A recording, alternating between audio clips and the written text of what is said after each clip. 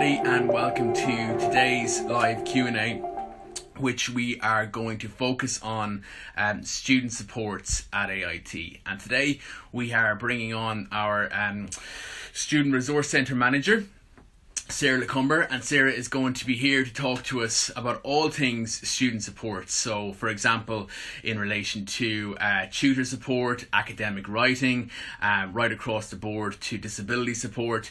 So we're going to try and give you, I suppose, a brief overview in terms of the supports that are available and that are in place for students when they get to third level. That transition piece for students sometimes from secondary school into college can be a little bit daunting, and we have to, I suppose, reassure you, and we want to reassure you that the supports that are there in place for students are very strong when you get to college. So it's important that we can talk you through that this morning. Just also to reiterate, over the next number of months, the Change of Mind window has opened. We have put in place a CEO hub that we're populating with lots of content on a daily basis, whether that's podcasts, whether it's student blogs, right across the board to live Q&As and other forums as well.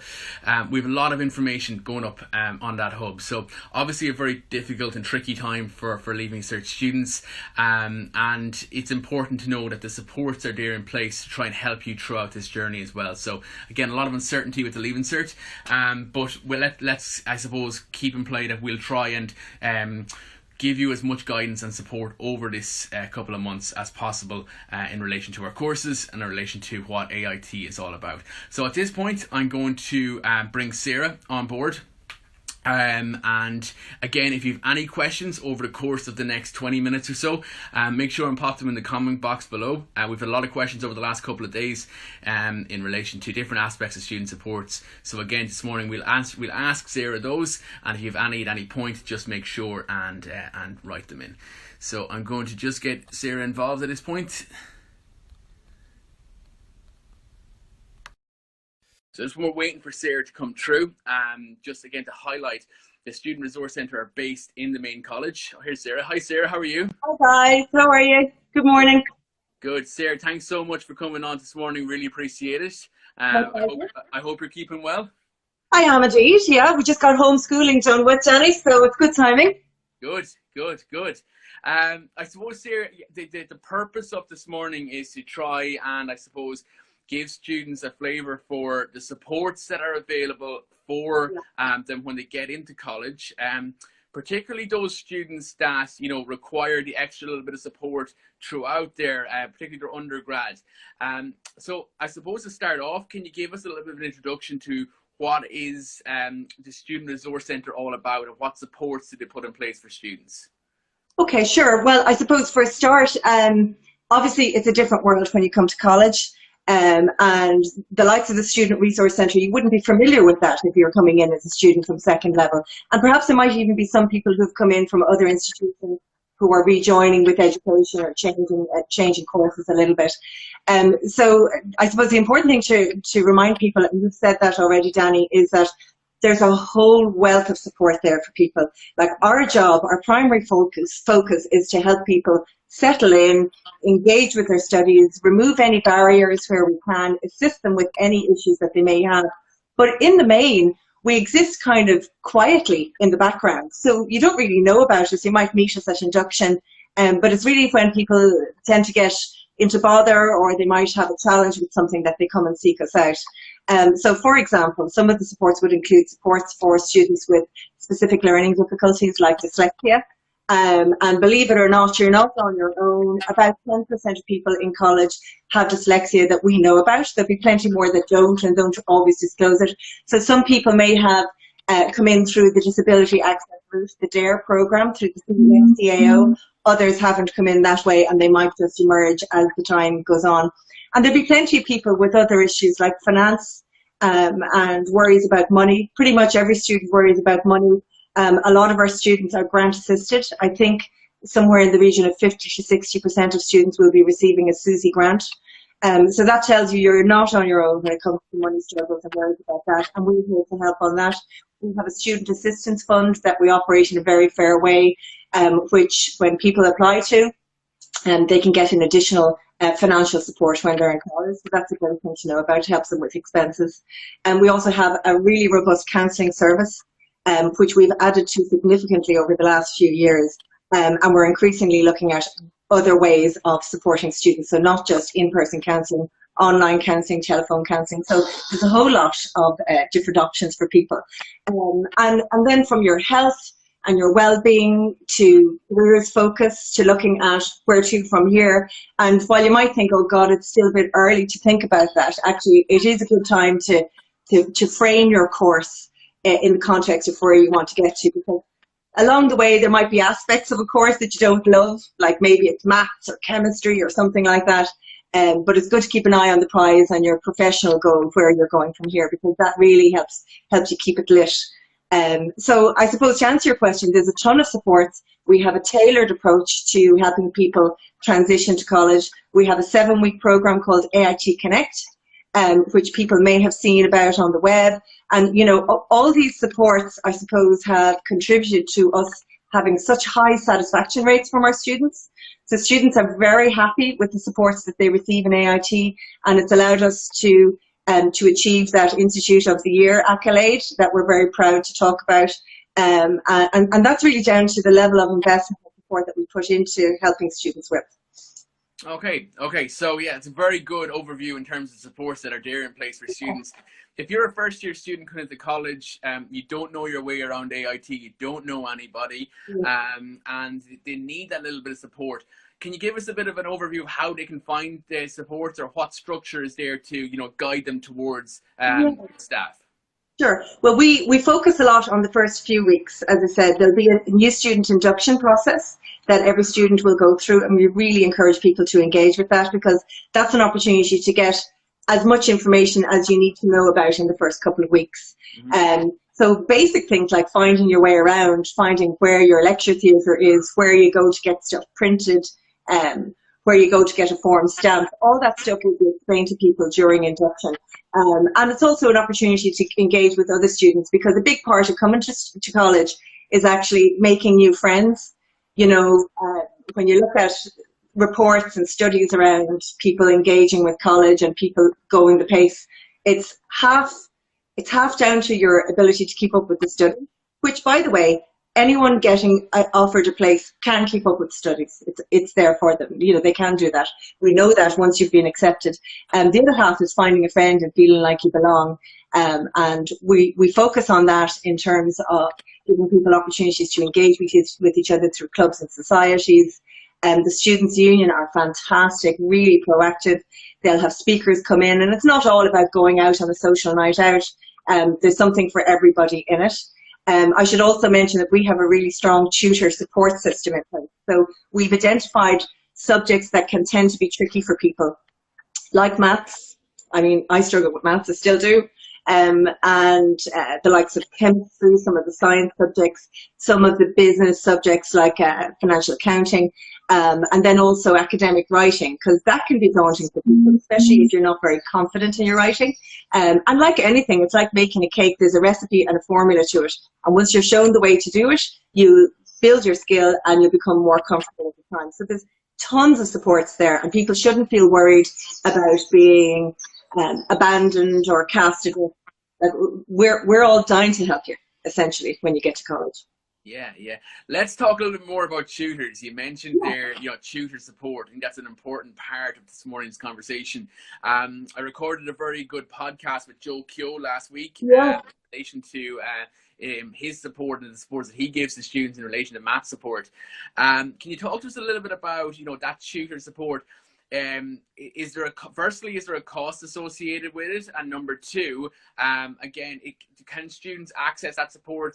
Is it once a week? Is it twice a week? How often can they access a support like a tutor? Okay, well, the great news is that it's free, and most of the services that are available to you are free, with the exception of visits to the doctor, which cost a small nominal amount of €15. Free to see the nurse, by the way. So the tutor service is free. It's like free grind, and the guys who provide the tutor service give out to me about saying that, but it really is. So some of you may have availed of grinds going in your Leaving Cert cycle. Maybe you're your parents were generous or able to afford to pay for those for you. But when you come to college, the tutor service is free, which is fabulous. And you're paying for it in your student contribution fee. So you can engage with the tutor earlier the better. No point in engaging with them the night before an exam or the night before an assignment is due. Early intervention is better. They'll help pace you with your studies, unpick problems, help you practice and build your skills. They're not going to do the work for you because that's pointless. It's not going to help you if they do the work for you. So if you go to the Academic Writing Centre with an assignment, they'll help you map it out. They'll help you understand the question and do your research. Do things like referencing and appropriate query around the subject, and they'll help you tidy up your approach and build your skill in that way. Now, they're not there to proofread or edit your documents, but they're there to equip you with the tools to do so. So people are amazed after even a short engagement. It's like a transformation, and I think most of it is down to self-esteem. Most of us worry or doubt ourselves, especially if you have a foible. Mine is maths, I mentioned that before, and I doubt myself in any aspect of working out a problem or maths related stuff. So if you have someone there as a safety net to guide you through, it really makes a big difference to your self-confidence. Excellent, excellent. So as you mentioned in that piece there, you know, the supports are there to give you as much guidance and as much support in terms of that module or that project. They're not there to do the work for you, but that extra level of support is very important. Yeah, excellent. Moving on then towards induction. In terms of induction, you know, students when they come into college, can you just tell us a little bit of what's involved in induction? What happens, and how does it help students find their feet in the first couple of days? Sure. Well, new student induction is one of those areas of college life that students probably don't think a whole lot about. We think about it all the time. We've put huge work into honing it and refining it, and we became aware a few years ago that, look, there's so much going on in your head when you arrive first, and some of it is around settling in, some of the practical aspects of finding your feet, and it's not a good idea to bamboozle you with too much information. So we use induction as a way to point you to the information sources. We give you just enough information to help you get through those first few weeks, and we show you where to go for the information when you need it. And some of the information you may never need it. You may never need to go to a counsellor, for example, but it's good to know that the counselling service is there. And we operate with the example of counselling, for example, we have a drop-in service for a chat every day, 2 to 3, which is fantastic. It's a great opportunity for people to just air some of their worries and decide if they want to proceed along to formal counselling. So the induction process is very specific to students' needs. The things that you do, you'll get an IT induction, Danny, so you'll get your password, your email address, log on to the internet for the first time, and we have a student learning portal called Moodle. You'll learn all about that. There's an important survey that people do, which is related to giving us access to funding, and that's very important for your ongoing services. You'll also meet the Students' Union. You'll go through team building exercises. You'll have a general welcome. We usually have a special speaker come in. This year it'll be Stephen Naughton. We had Stephen last year as well, and he was absolutely fantastic. And we follow up with ongoing podcasts and I suppose learning opportunities with Stephen throughout the year. So you'll learn how to navigate your way around campus. You'll learn about timetables, about where to go on your first day. And all the essential information to get you up to a start in your first week. Now, induction does take place before classes commence. So it will usually be the week before. It'll usually take place over a day. And you'll hear all about that. You'll get a registration pack when you get your CAO offer. And it'll tell you the format of induction. You'll hear all about it, and you'll be able to even study up, if you like, in advance and read about services and swat up and come with your questions. But I think this format is great, Danny. So if people have questions now, I would encourage them to even send them in to you. Is that the way it happens? And you can forward them. Yeah, absolutely. And I suppose that's before you came on, you know, I suppose I was just telling the viewers in terms of this is going to be a jam-packed number of months coming up over the summer. Again, a lot of uncertainty around the Leaving Cert, but I suppose that shouldn't hamper your research in terms of what you're doing in terms of third level. Change your mind window is now open, so it's a great opportunity to do as much research as possible. And that doesn't mean just reading a prospectus. That means open up a prospectus, finding a contact within that prospectus, contacting a course coordinator, contacting somebody in student supports, contacting a student, contacting a graduate, and you can arrange that by contacting the student recruitment team. We will put you in touch with our ambassadors. We'll put you in touch with support staff like yourself, and we'll give as much guidance as possible over the course of Change of Mind window. Moving on, Sarah, to disability support. When myself and Claire go to schools, we often meet students that maybe have a disability and they're worried, they're concerned about that step into college. They're worried about, will their disability hamper them in terms of their progression through third level.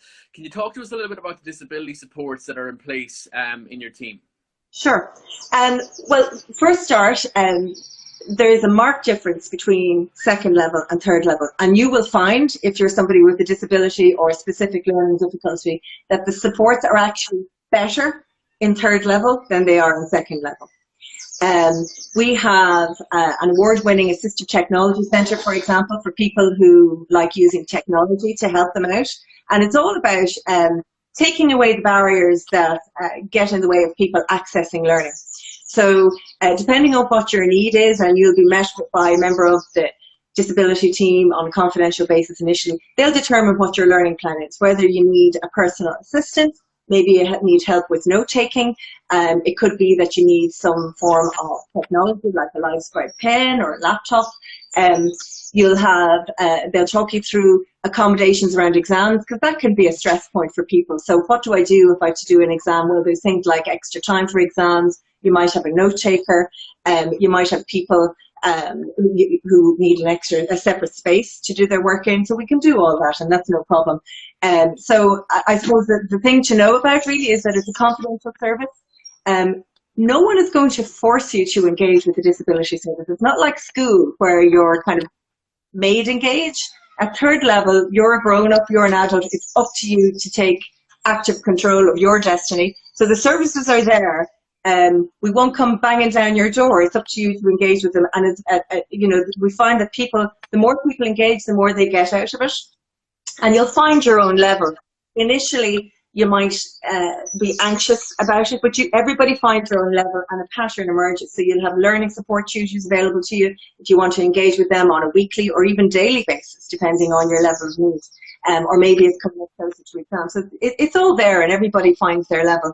And we find that our culture really is enriched by the diversity that we have amongst our student cohort, from international students to students with disabilities, students from all walks of life. And third level is really the place where you can come into your own as an adult, as a person in your own right, making your own choices, engaging with supports, making new friends. Like it's a fantastic time for people. Absolutely, absolutely. Moving on then towards keeping in, I suppose, in line with the whole disability area as well. The Here and There program. AIT, you mentioned earlier, offer both Here and There. Can you give us a little bit of a breakdown into Here and There for AIT? Yeah. So students may have done already a little bit of homework on the Here and There program. DARE is the Disability Access Route to Education, and that's offered through the CAO, where students might have some points advantage depending on their disability and their needs. And it's also a way to access college supports early and engage with college supports, so that from the moment you arrive, you know that there's a network there to help you through your time. Similarly with Here, that's more about socioeconomic disadvantage. So you'll get to engage with our access officer. You'll learn about financial supports that may be available to you. And there's also networking opportunities when you get to college. So I suppose for people who are worried, I mentioned it earlier, Danny, that a lot of people have worries around finances. A lot of people, might be the first in their family to come into education, maybe coming from different ethnic groups, may be doing this on their own without a whole lot of support at home. So the HERE program, and the DARE program, and for anybody else as well. Like in AIT, we really pride ourselves on supporting and nurturing people, and we're aware that not everybody has a perfect home situation or personal situation, and we're here to remove those barriers as much as possible. And that's what HERE and DARE is really all about. Okay. I'm going to move on, Sarah, to some of the questions that we had come in over the last number of days on Instagram in relation to supports. And I'm going to start with a question from Sophie. And she asked, she said, I am dyslexic and I'm worried about going to college. Do you think I'll be okay? Hi, Sophie. Absolutely, 100%. Over 10% of people coming to AIT have dyslexia. It's very normal. And they're only the ones we know about. We know that sometimes people don't identify or come forward for help until later years, like second and third year, when maybe they have more extensive writing required with their courses. So it's very usual. You are not unusual at all. You're part of a big cohort of people, and people are coming with various different needs. So dyslexia is one of those ones that we're very used to dealing with. There's a lot of support around there, available to you, whether it's technology like a LiveScribe pen. You might have heard about that. You could Google it, look it up and see what's involved in that. We have technologies for learning and a specific space that will give you a space to do that. And also our learning support tutors will help pace you and bring you through your studies. So people with dyslexia, it can vary from person to person. And sometimes people may also have other issues that come along with that. We find that confidence and self-esteem is a big part of engaging with college, really, and we try to work on that part as well. So sounds like you might be a bit worried. We're hoping with our support we'll be able to take some of those worries away and alleviate them for you. Yeah, and I suppose just to reiterate that, you know, you've got a fantastic team working for Student Resource Centre Manager, from Denise and Lorraine in careers to Roisin and Bernie and all everybody across the board. Teresa, everybody, fantastic staff, very welcoming people that put in a lot of hard work throughout the academic year, every year, to help students get through their journey. So moving on just to the next piece, Cian has asked, he said he has a medical condition and it's always in the back of his mind. It's always a worry for him. He wants to know, is there a doctor on campus? I know you touched this a little bit earlier, but maybe just clarify it again. Hi, Cian. Actually, you've raised an important point that I forgot to mention earlier. You know, disability includes not just specific learning difficulties or disability you can see, such as someone needing to use a wheelchair. Disability also includes medical conditions and mental health issues. So, Cian, you might be someone who is dealing with an ongoing medical health issue, which might require frequent attendance at a doctor, your own GP at home. It might require hospital visits or ongoing treatment. So we have a GP service on site. We have a nurse in attendance every day who refers people to the doctor as needed. It doesn't substitute or replace your own GP or your consultant's service that you're engaging with, but it's there as a backup for you. And if you have a medical condition, we want to encourage you to identify and let us know about that early on, because if it's a condition where you might someday perhaps unfortunately collapse, or there might be a medical issue on campus, we need to know about that so we can help you. The quicker the better. And that'll all be on a confidential basis. But particularly with medical disability, you may need extra time or some assistance. It could be that you need a quiet space to do some of your work or to rest. You know, we're here to help facilitate with that. About that, and you know, if you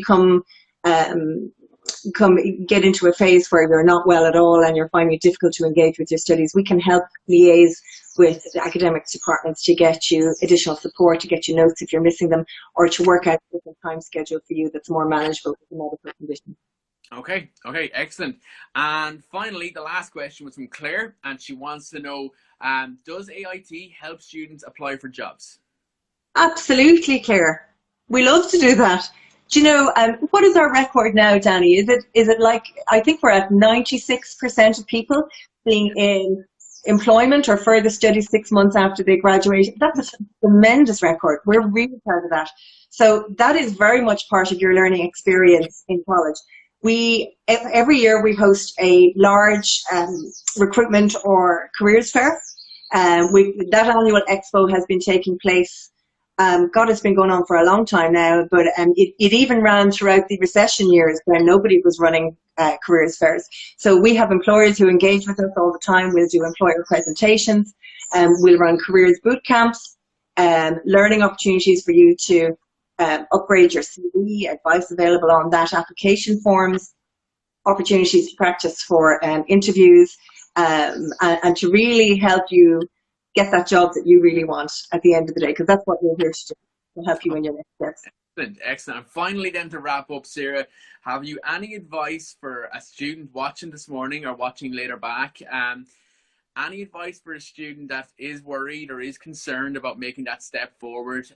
Any reassuring message to them that they will be okay and we'll be here to support them?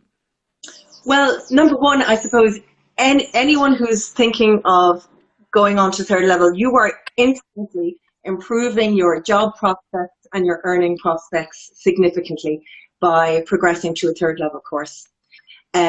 Everybody is worried when it comes to third level. So you might look around you in the first few weeks and think, oh God, they're really settled, they look really cool, they have friends already. Everybody inside is bricking it. I was, even though I was an extrovert and outgoing person, look at me, you wouldn't have thought I'd have a bother in the world. But I'm sure, Danny, do you have a similar experience? Absolutely, where you... Yeah. There's always nerves, there's always concerns, there's always worries. But from my experience, I suppose, as an AIT graduate, would have been that, you know, the supportive structure that was put in place between lecturers and support staff is very, very strong, and they help you on a daily basis, which is something that, you know, there's a lot to be said for that. And that community and friendly environment can make that transition piece into third level a lot easier for students. And you know, we're here to support you. We're here to give you as much guidance and as much help as possible. Actually, Danny, you and I are perfect examples because we're both AIT graduates, aren't we? Yes. I did graphic design back in 1989. Who's good at maths? To the story.